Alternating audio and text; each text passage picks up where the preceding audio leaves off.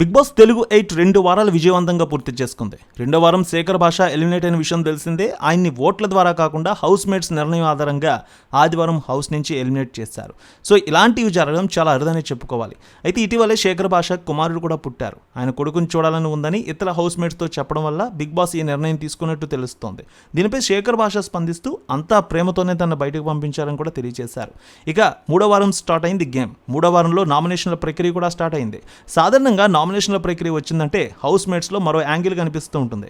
అప్పటి వరకు కూల్గా ఉన్న వాళ్ళంతా ఒక్కసారిగా అమ్మోరు అవతారంలో ఎత్తుతూ ఉంటారు. దీంతో ఒక్కసారిగా హౌస్ అయితే హీట్ ఎక్కిపోతుంది. ఈ క్రమంలో మూడో వారంలో కూడా అలాగే జరిగింది. ఇక్కడ సీన్ నామినేషన్ల ప్రక్రియలో ఆవేశంతో ఊగిపోయారు ఒక్కొక్కరు. ప్రధానంగా మణికంఠపై యష్మి రియాక్ట్ అయిన తీరు షాకింగ్గా ఉంది. తన స్నేహాన్ని నమ్మకాన్ని బ్రేక్ చేశావంటూ బిగ్ బాస్ షో మొత్తం నిన్ను నామినేట్ చేస్తానంటూ తెలిపింది యష్మి. తాజాగా నామినేషన్లకు సంబంధించి కంటెస్టెంట్ల లిస్ట్ అయితే లీక్ అయింది. మూడో వారంలో 8 మంది నామినేట్ అయినట్టు తెలుస్తోంది. వీరిలో విష్ణుప్రియ, యష్మి, ప్రేరణ, అభయ్, పృథ్వీ, మణికంఠ, నైనిక, కిరాక్ సీత ఉన్నారు. అయితే తెలుస్తున్న సమాచారం మేరకు వీళ్ళ పేర్లు అయితే సోషల్ మీడియాలో వినిపిస్తున్నాయి. ఇందులో ఎంత నిజమనేది తెలియాల్సి ఉంది. ఇక ఇదే నిజమైతే ఈసారి కూడా మరో కంటెస్టెంట్ సోనియా నామినేషన్ నుంచి తప్పించుకుంది. గత 2 వారాలుగా ఆమె నామినేషన్ నుంచి తప్పించుకుంది. అయితే ఆమె నామినేట్ చేసేందుకు మిగిలిన కంటెస్టెంట్లు పెద్దగా ముందుకు రాలేదని తెలుస్తోంది.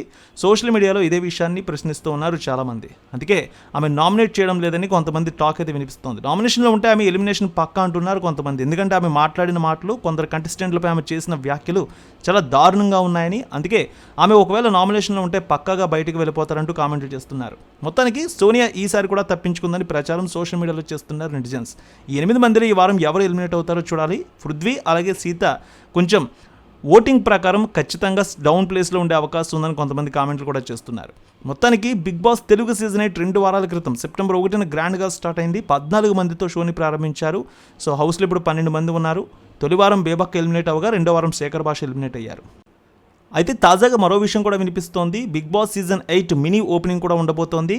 మాజీ కంటెస్టెంట్స్ 5గురిని హౌస్లోకి పంపిస్తారని తెలుస్తోంది. ఒకవేళ వీరు 5గురు కాకపోతే మరో 2 సోషల్ మీడియా ఇన్ఫ్లుయెన్సర్ని హౌస్లోకి పంపించే అవకాశం ఉంది.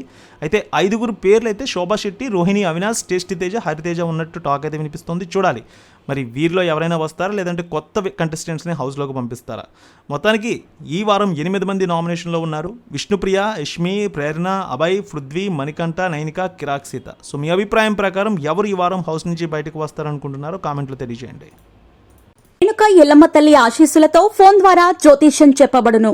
గురూజీ శ్రీనివాసరాజు జ్యోతిష్యంలో అపారమైన అనుభవం ఉన్న గురువు గారు మీకు ఏ సమస్య ఉన్నా పరిష్కారం చూపుతారు. ప్రేమ, పెళ్లి, విదేశీయానం, ఆరోగ్య సమస్యలు, ఆర్థిక ఇబ్బందులు, వాస్తు, దాంపత్య సమస్యలు, కుటుంబ కలహాలు, వ్యాపార సమస్యలు ఇలా అన్నింటికీ పరిష్కారం చూపబడును.